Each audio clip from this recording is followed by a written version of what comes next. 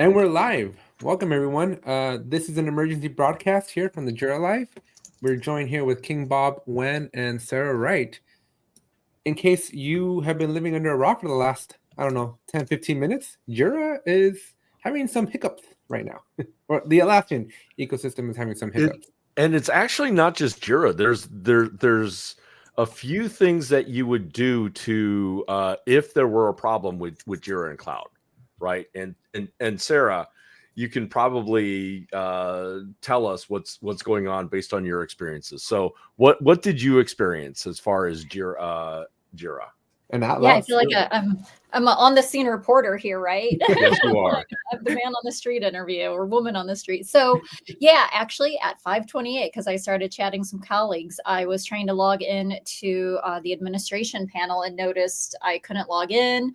I couldn't get in using a different account and trying that. So I went out and I did check on the status page, and everything even now is showing some green. So I reached out to some colleagues. Some of them were reporting similar issues. Went over into the Atlassian support area, right? I was going to go report that problem, let them know what was going on.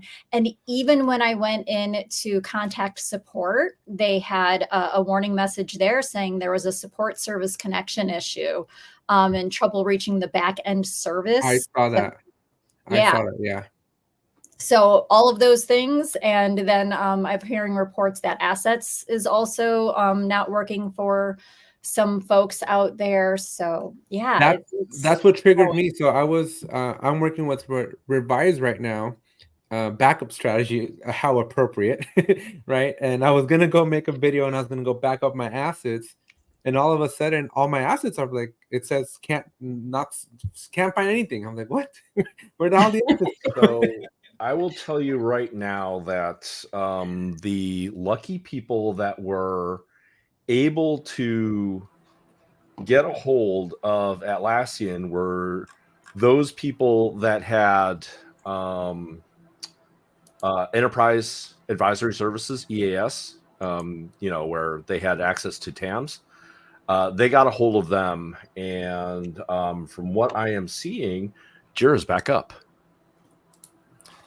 I'm refreshing, and I'm not getting an internal service error right now. But let's test things out. Okay, assets are up. Assets are working for me right now. I love when by the time you report a problem. Well, this is an interesting problem though, because it's something that impacted in so many different ways, right? Like Jira issues couldn't be accessed, support portal couldn't be accessed, assets couldn't be accessed. I couldn't even log in. I couldn't go to id.atlassian.com. Yep. Right. I was getting an internal server error problem there. I was starting to get pinged from all different directions about tickets, just service queues, right? Of like Jira's down, can't access issues, can't access specific things. And so, as everyone can see, my test case here is the oldest active Jira ticket that the Jira Life has, which is Alex needs to apply for a passport, and I can see it just fine.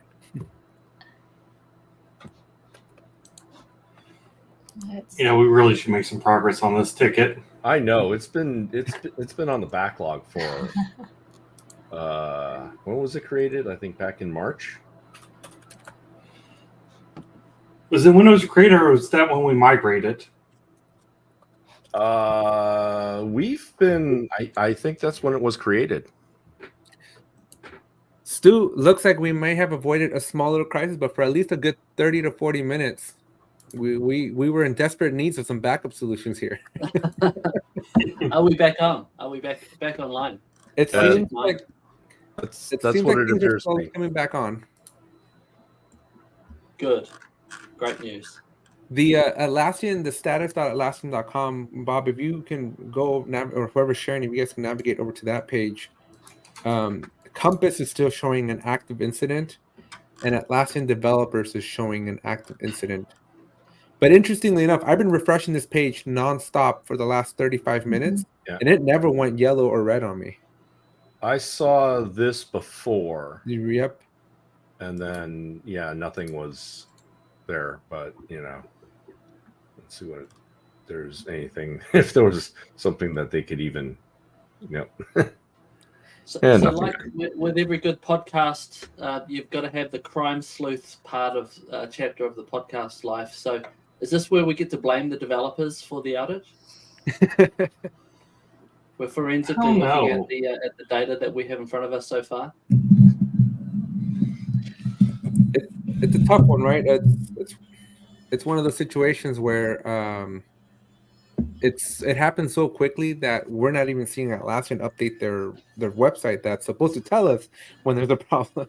and I think it's one of those where the normal courses of action to actually report problems like this, support.atlassian.com, there were people who had problems putting in tickets. It's only people that had enterprise advisory services that were able to get a hold of a live Atlassian and say, hey, something's wrong here.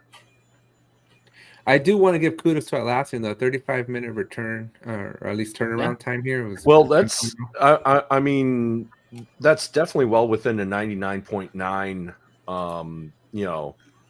uptime in is it within the enterprise uptime?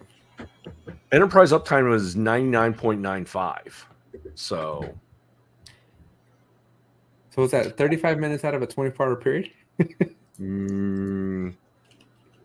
And do we know if it was global or not? That was the big question I had too. So I'm in California. I got impacted. Stu, New Zealand. were you impacted? Yeah. That feels pretty global. Yeah, I think so. Once New Zealand's on the map, then we know for sure we're global. I mean, I would say that we would be working off their. To be honest, it's hard to tell because it depends on your data residency too, right? Sure. Yeah. And I would say that I'm based in New Zealand, but I'm probably logging into a US-based data residency zone for our Jira because we're an American company. I'd be curious what the scope was, and on your point, Alex, around the recovery time. I was sitting there thinking, at what point does a human make a decision to put it on the website to say there's an outage? Right? What does that chain of events and chain of command look like in order to not send out false positives to the world and stuff's going to happen and it could all be working within Atlassian. It could be a DNS thing, right? It could be a bunch of things that could be messing up this type of thing. Yeah, and you bring up a really good point, Stu, right? Because even within us, we assembled here. We started at 8 minutes ago, but only because we spent 20-25 minutes verifying, is it you? Like, are you seeing it too? Because the last thing we want to do as reporters of the Atlassian ecosystem is also yell out of fire when there's no fire, right? And so we were trying to get some confirmations here before we even hit the live button. So I did some quick maths, and a 99.95 or 995 uptime equals about 4 hours downtime per year. That's what I thought. Year. Wow. So definitely they can mess up a few times, and so they're definitely within their SLA. They don't have to give us free credits or anything like that. So yeah. When Atlassian gives us free credits, I always forget about them because by the time my renewal comes up in, I don't know, 9 months, I'm not going to remember this event. And then they make you submit a ticket. And not to turn this one into, but folks, if you're watching this, right, this is a great time or a great opportunity that you can see that the cloud, things can happen, folks, right? And again, we got Stu here as an amazing supporter of the channel and a fellow member of the Atlassian community, right? But if you can read his shirt, if he can stand up straight, maybe a little bit straighter in his chair, back up your Jira cloud. This is one of those situations where you just don't know, right? Like, Stu, so many things could have been happening in the middle of something, right? I was about to, in fact, I had just deleted my assets from Jira, right? I'm about to hit that record on that video that I'm doing for you guys. So I had just wiped out my schemas, got rid of all my assets. I ran a backup. I waited for that backup to finish, and as I come back and I hit refresh to see what's going on, I'm hit with this outage, right? And fortunately for me, if for whatever reason things got corrupted or things went wrong or sideways on me, I can trust and have confidence I have that backup ready to go. And it just so happens, right? Serendipity that I have a backup solution ready to go. But many folks in the cloud, they just don't really do the backup stuff. So, Stu, was this just a revised PR stunt? He will never say. It's like, A good backup regime. We're needs- good. We're good, but we're not that good. We're not like black hat hacker good. Are we sure? But I guess what I've been thinking about, and the timing is just, you might think serendipitous. I think disastrous. Because it's disastrous for anyone who has a significant number of, a significant amount of skin in their cloud, right? It's just no one's happy about this sort of stuff. Even the backup people, when you say, "Oh, we were right all along," well, it still sucks when people are not able to do their thing. But I really love. I think it's a great opportunity to ask a question of this brains trust, because I was literally writing down. Our next ebook is a disaster recovery ebook, right? And I used to be, if you know, I used to be in enterprise IT. I used to be the person in charge of a reasonable tech stack. It was all on premise with tape drives, DLT drives being shipped off to couriers and restores and VMware and all sorts of stuff, which required humans to get into cars in the middle of the night and go and do things. To get them back up and running. So we had a very intricate disaster recovery plan. Now, when you might have 80% of your tech stack, and this isn't just within Atlassian, I think thinking broader, you might be, your CRM might be in HubSpot, you might have ITSM services running through Jira, and you might have finance somewhere else. And what I'm curious about, the question I'll ask, but it looks like Alex has got some news. yeah, can we do a quick time out here? How do you go about doing the actual disaster recovery planning for your organization in the cloud? Bob, can we pull up status.atlassian.com, please? I am seeing all kinds of. It's looking like a Christmas tree right now. Yep. Oh. Keep going back. The main page. Go to the main status. Yeah, I don't know how to. I'm in the Midwest. Status.atlassian.com. Yeah, I'm in the Midwest. Get rid of the. There you go. Status.atlassian.com. Wait, Bob, in the heat of the moment, is clicking on all the wrong buttons. There we go. We're lit up like a Christmas tree over here.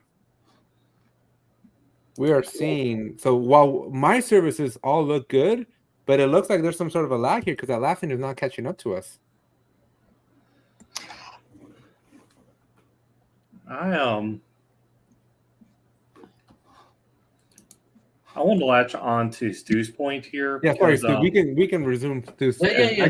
I thought that this was worth bringing up here and interrupting here. Sorry about that. I was in the middle of fixing my supper when all of this went down. I'm not thinking about backups or DR plans or anything like that. I'm thinking about how long does this have in the oven, or do I need to take it out before I head upstairs? See, and I'm thinking about this. I'm in St. Louis in the Midwest with tornadoes, right? And I'm like, when do I need to go to the basement? When is how close is that tornado? And that's what it kind of feels like, even looking at the status page, like the weather breaking in there and going, we have updates. Sir, New funnel clouds. Is there an active tornado situation in St. Louis right now? There is not an active tornado situation. I asked because I have a house in St. Peter's, and I need to know if I make a call or not. We've heard some thunder, but yeah, you're freaking me out now. Like I always worry between April and July timeframe. I'm like, is my house gonna make it another year? Oh, friend, I'm telling you, I live in a 120-year-old house, and yeah, you get the right wolf here blowing, and we're down. Yeah, that was the one comfort that I got when I bought the house. I'm like, you know what? All these houses around St. Louis have been around for 100, 200 years. We should be good. Yeah, you are. All right. So status page then definitely lit up. Stu, let's go back to your question here. What was it? What was the question you had for all of us here? So if everything's in the cloud and you're planning for the assumption that things will always go wrong, right?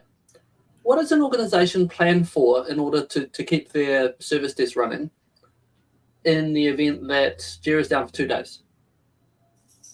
Right? Hmm. I'm really curious what people have come across in terms of that scenario. I think we can assume that the workflow outages was a day and a half, right? Yeah. Back So in February. That's a great question. So when we used to live on the on-premise life, I was always of the best practice back then was, don't do your backup or don't have your recovery server in the same site geographically, because if a tornado comes out and wipes out your data center, your backup is gone too. Right? So you want to have geographically dispersed backups. But when you're in the cloud, what does that even look like? Here's my thought. And when I've done on-prem, as Alex said, I've always had an off-site cold system ready to go that I can spin up quickly, restore the data to from an off-site backup, and get it up and running quickly, because service desks are the critical infrastructure step one needed for most DR plans. If I had to guess, in a cloud-first scenario, is you need to always keep a data center trial license handy and a copy of your data offsite, offsite being off AWS. That brings up a good question. Stu, does Revise allow you to download your data? So what I'm going to say is no, because we have private key encryption set up, so we don't have access to your data unless our service does. So a service reads the data individually, client by client, and then encrypts it in transit, encrypts it in state. So our engineers can't go in there and restore your data. But one of the things we've played around with when you're having these kind of strategic brainstorms, and we did one the week before team, was the idea that we are an offsite backup for Atlassian customers.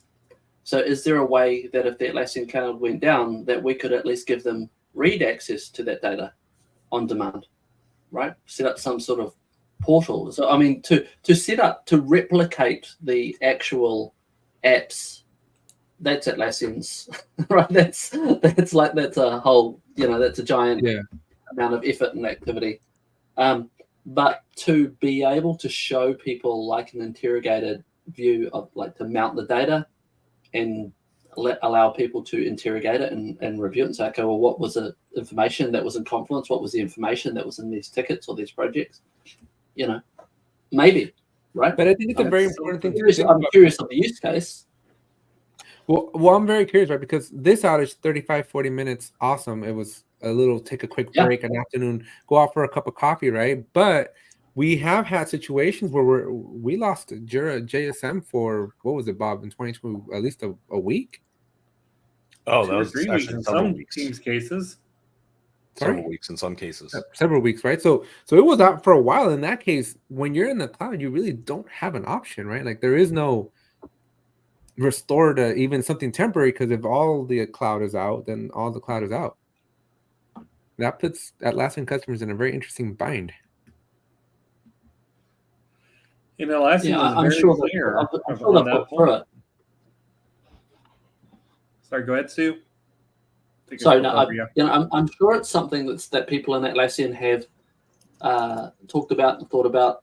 I'm sure it's something that HubSpot, Shopify, all of these giant cloud platforms, they have this challenge, and I wonder if do they just keep investing in their own resiliency across their own platforms and have these these instant replications all around the world, and keep working on predicting what the fault will be, and kind of put all of the eggs in that basket of, like, we're going to build a resilient cloud, rather than have the truly independent side, or give their customers the truly independent opportunity to restore it.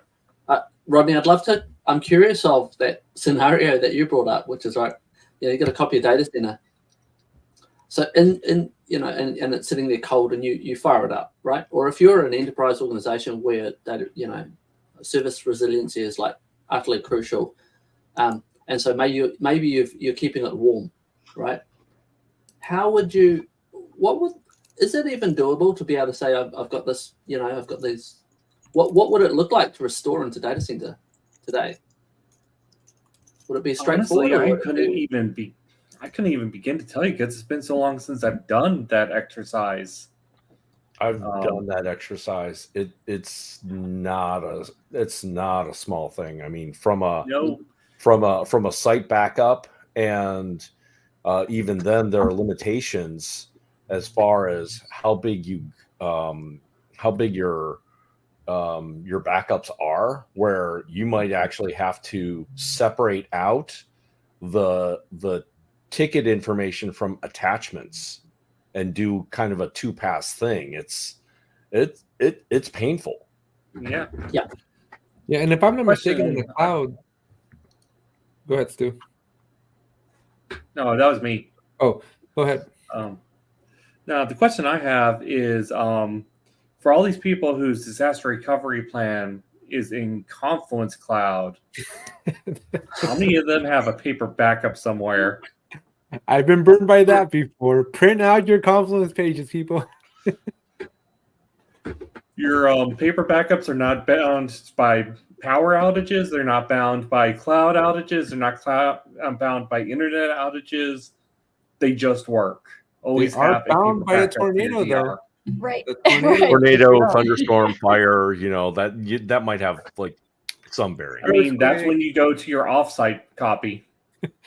So at what point then when are you backed up enough to have that peace of mind? Because every second that a company, like for us, it probably doesn't matter, right? But for businesses, if you can't be in Jira, if you can't be in Confluence, every minute, you're not talking pennies, you're talking millions of dollars. I've had to show developers that math.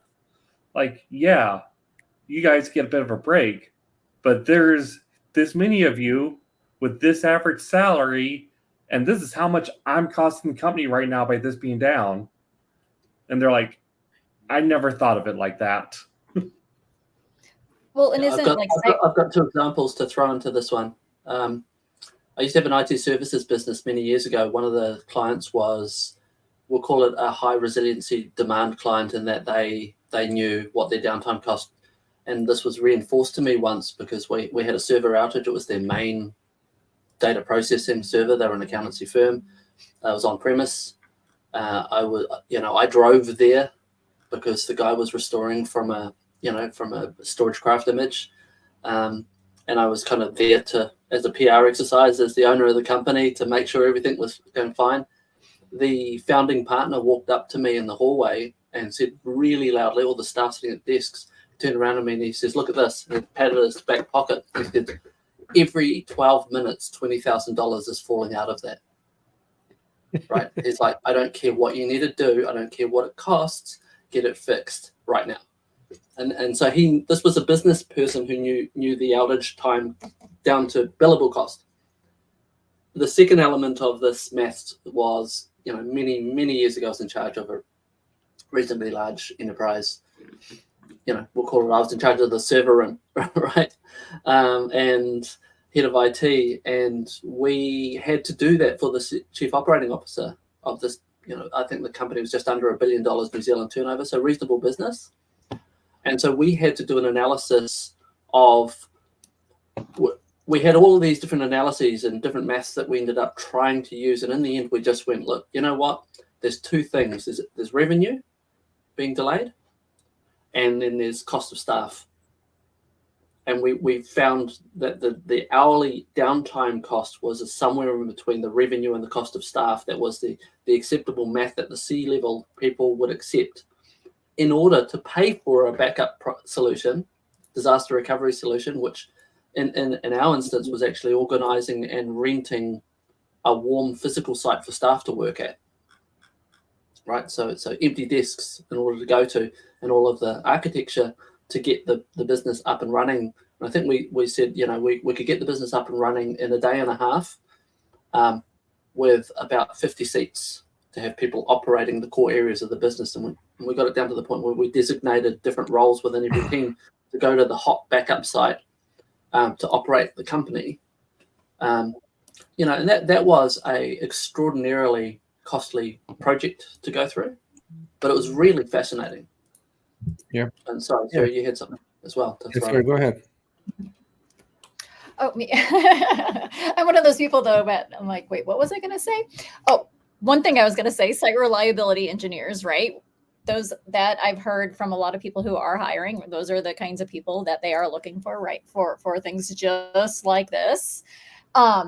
And then I was just kind of looking off to the side too. I haven't had an opportunity to use it yet, but Compass is, they have scorecards in there that I'm not sure how they all work, but Stu, what you're talking about, right? Those points when you start to be able to monetize exactly what does this cost us when this particular service is down, and how it, the compounding factors of the related services on that. Because as I was looking at the status page for Atlassian, it was the authentication service is the one that I was seeing is orange on all of these, right? So that's like one of the most critical things is I need to be able to access this data. It might all still be there, but matters not if I can't get to that data.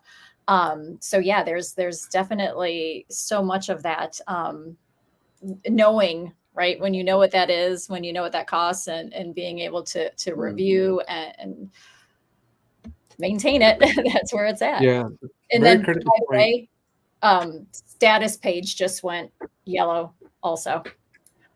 I heard it from somebody else, and I was just probably checking. looking at Jira. Status page is yellow. Okay. So, Bob, you're probably looking at Jira, but can I highlight the fun in the comments right now? Yeah, of course. Yeah. Which one? Jimmy. This one? I think it's the Robo agent. Yeah, The they need to get a Robo agent on top. Can post this page. Would this be Robo or would this be Atlassian Intelligence? The delay here has been quite interesting. Like, they are investigating. Things are turning yellow. Things are turning orange. We're not out of the woods here. I'm beginning to see a pattern of how this is a backlog of activity that's now rolling back through, and that we're going to see it all disappear in 5 minutes. Well, I'm refreshing. I'm actively refreshing too, but I'm starting to see a pattern of how this all happened. I wonder if they made a bad change to Compass and Atlassian developers, tried to roll it back, and that rollback caused the bigger issue. Yeah, because I did notice Compass was the first one. So the Atlassian developers was already yellow or out. But then Compass flipped on maybe 3 to 4 minutes into the outage. And Bitbucket has an API partial outage also. So, right, starting to draw some connections. Folks, at the if you look at the website here under Atlassian support, they're 99.94% uptime. Does that mean we're under? Does that mean someone's getting a paycheck here? only if you're on an enterprise. So only if you're on enterprise. What? Maybe we can talk about these. Why are some yellow? Why are some blacks? Why are some orange? That is a good question. And why do some of them, when you open some of these up, there's like a bar that tells you the uptime, and others don't? I think it comes down to configuration, but having a nice legend that says what the different colors mean would be nice. If you open up something like the support one all the way at the bottom, and even status page, you'll see that there's like a progress bar. It's not really a progress bar, but it's like a SLA uptime bar. Oh, look at that. The Compass one, the status of the Compass one says monitoring. And that's yellow. Whereas Opsgenie is we're investigating. So I think it's about the color code appears to be around the their reaction to it. Yellow is we've fixed it and we're monitoring it, whereas orange is we're not sure if we've fixed it yet. So we're screwed on the black one then. And because what the one does on black mean? We are They've identified the problem but don't have a solution. Yeah. They're in mourning. I'm just Trello checking my does inbox. not exist anymore. 404 errors. I'm just monitoring my inbox. I'm still seeing, as of 30 minutes ago, I did see one more ticket come in.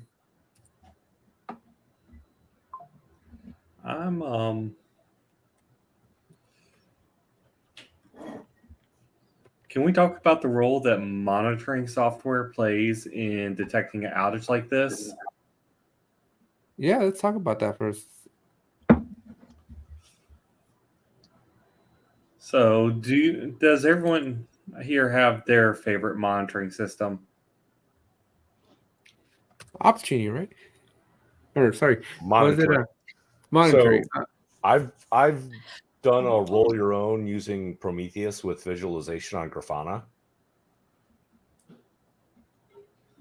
I've using a combination of different things, everything from Uptime Kuma to Uptime Robot, which is kind of like the professional version of it. Libre NMS, Zabbix, Nagios. I've probably played with just about everything monitoring you can imagine.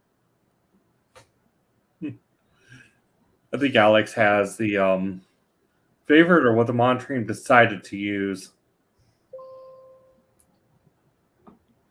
I almost never trust the whatever the monitoring decides. I always had to have my own as a backup. It's very costly to have a backup to the backup to the backup. Uptime Robot is free. But monitoring is not free. If you have to pay somebody still to be watching and react to it until Robo comes in. Uptime Robot is You free. have an answer for everything, don't you? Hey, that looks like the one Atlassian's using. It's a similar setup. And as I said, I have my own systems monitored. You definitely tell when the monitoring system went offline for some changes I was making today. Well, I think we hit the 30-minute mark here. For the most part, I think we'll probably finish here. But just as a quick recap, the ability to submit a support ticket was not working for folks. The ability to log in was definitely not operational. Issues were not accessible. Assets were not accessible. And then on top of that, the status.atlassian.com website was definitely lagging. We did not get as an instant reaction to it. And then now it's just all lit up. I mean, status page has to be manually updated, so I'm not surprised it lagged. It's more like, oh yeah, we got to do this. All right. Any last final thoughts, comments, questions, concerns, horror stories? Downtime happens. It's up to you to have a plan on how to deal with it. And you should have a plan. Don't trust on the fact that you're in the cloud that it's taken care of for you. As you can see, things happen. Things, yes. You know, The reason why it's called Murphy's Law, not Murphy's guess. Nice. As Yeah, I Southwest think the scenario and the previous scenario that I got involved in with workflows falling down kind of reminds me that another part of your disaster recovery or incident management plan should be a network of folks around the world who you can talk to immediately and find out what they're doing. And that might be your solution partners, it might be your friends, your neighbors, or the people in the community. But I think, having your crew is really useful so that you're not trying to find information through service desks and on portals, which we've proven can lag behind in terms of the actual data that's or the real world that's happening. That's a really good point. I think I just want to re-echo this, right? It's like, just because we're in the cloud doesn't mean you should not have a disaster recovery plan or some sort of an oh crap type of plan, right? Like, you very much need something, and a good support group, I think, goes a long way, because immediately as soon as we went out, I went to status at Atlassian.com, it was all green. Yeah. And I started thinking, maybe it's me. Maybe my browser needs to be cleared out. I went try different computers. I got my kid's computer, got my wife's computer. I'm trying different things. I'm trying different browsers, and I'm trying to troubleshoot just to make sure it's not me before I even ping Bob and Rodney and everybody else. And even then, you were pinging me like 3 or 4 times. Is it just no, Alex? It's not just you. I'm already. I mean, we didn't want to. The last thing I want to do is come on we have a civic responsibility as reporters of the Atlassian community to not also cry wolf. Yep. Well, and the Alex thing I want really to add wants too, Go ahead. what I Sarah. wanted to, maybe it's one of those, doesn't need to be said, but gonna say it anyway. Have a plan, but practice it, right? Because that plan, if people haven't practiced it, if they don't do this somewhat regularly and understand, because I mean, players are changing all the time in these situations, right? And so when somebody comes in, they need to be onboarded to it. And then you need to go through that whole thing periodically and make sure, I know what my role is. I know what I'm supposed to do. That's a great point, sir, right? Because right now I have maybe half a dozen tickets in my queue from people saying Jira's out. And I don't have a communication plan to say, we're all good, folks. Like, there is no easy way to get data out to the Atlassian cloud. I mean, in Jira, you can email all your users, but now I'm spamming everyone. And so you need some sort of communication plan to say, hey, we are down, because that also cuts back on the number of support tickets you're getting. Because not everybody knows to go to status@Atlassian.com, but everybody knows when they can't get to their Jira. Right? A well-organized and well-practiced team will just fall into those different roles. Let's say it's Jira issue, the Jira guy, the generic Jira guy, not me specifically, will handle the recovery. The guy managing Bitbucket will handle comms for him, vice versa. If you have a well-practiced team, they will fall into those roles. But the other thing practicing does is it lets you know when there's an issue with your backup process. You don't want to be the thing where the major system's down and you realize your backups have been corrupted for the past 2 months. And I have seen that happen first person. It is not a great feeling. Yeah. But the bigger point still is, so in the cloud, we just don't back it up yet. Like, we need to get into the regular habit of having a backup strategy, having a communication strategy, having it just be ready for when something happens, because we are seeing that these are happening and they're not going to go away. Stu, when was the last time that we jumped on a call here when the automation rules went out? 3-4 months February. ago? Yeah, that's February. Yeah, so it's not like they're once in a blue moon, folks. It's happening. So here's a thought. Imagine if you tried to restore your taco and you got a sandwich. What taco is it? I have a feeling you don't want to go there, do you? I asked the lady at Costco yesterday if a taco was a sandwich, and she agreed that a taco was a sandwich. But then she asked me, maybe a sandwich is secretly a taco. Is burrito cannelloni? I mean, I can play this game all day with you guys. I have this conversation every meal. I'm about to go eat meatloaf. Is it just a big meatball or not? I don't know. Yes. Sorry. Yes. I do want to say sorry. One more thing though, on the disaster recovery and practicing. Also, a little bit of cross functionality in that, right? Because one of the things we were talking about a bit, right, is when do you start putting out those messages? And just as somebody may rely on us as administrators and to know the technology side of things, get somebody on your team who understands the communications side of things, and that can pre-write your communications, have those templates ready to go, because it's all about doing as much as you can to take the thinking out during the disaster so that anybody who might, we're all going, because I'm immediately, oh my God, is it me? Did I do something wrong? Did I just take all of this down? Right. And so you go into panic mode, you don't think. So what are those things to help people not have to think so much? And then who are the people who can provide that information to them? And another very key point that you just reminded me, Sarah, right, is have your leadership team communication plan as well, right? Because certain leaders, right, productivity goes down the minute Jira goes down. It's like having an internet outage at this point, right?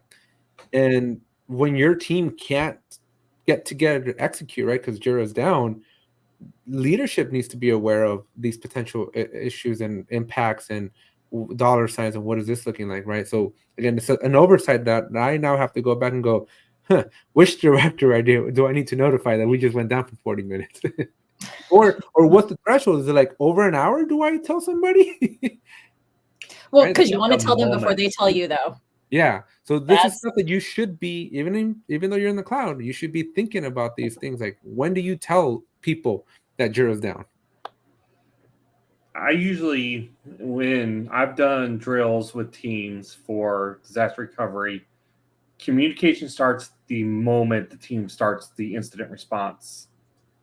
If it's nothing else other than we know it's down, that actually saves effort. Because it's hassles, people understand. But we had a 35-minute lag here before Atlassian acknowledged it. But we still knew as a group, especially as the community leaders and creators, we still knew it was down. We were still planning instant response. As I said, when I've done these drills with teams, when I've done actual DR with teams, communication starts the moment the team starts responding. And it just saves you from those 6 tickets saying, hey, Jira's down. Because people know not only is Jira down, the team's working on it. Yeah. All right. Well, Sarah, thank you so much for jumping Thanks for on. guys. Stu, thank you so much for waking up. Good morning. No, it's a little later in the day for you, no? Yeah. No, this is quite reasonable. 11:42 a.m. So okay, no, well, enjoy your lunch then, and thanks everyone. And yeah, so back up your data, have a plan, and thank you all for tuning in. And we're glad that we're able to be here, first responders to this incident. And so thank you very much. All right. Thanks, guys. All right. See you later. Bye. Hit us with the Jira Life. And as always, we didn't choose the Jira Life. The Jira Life chose us. Talk to you later.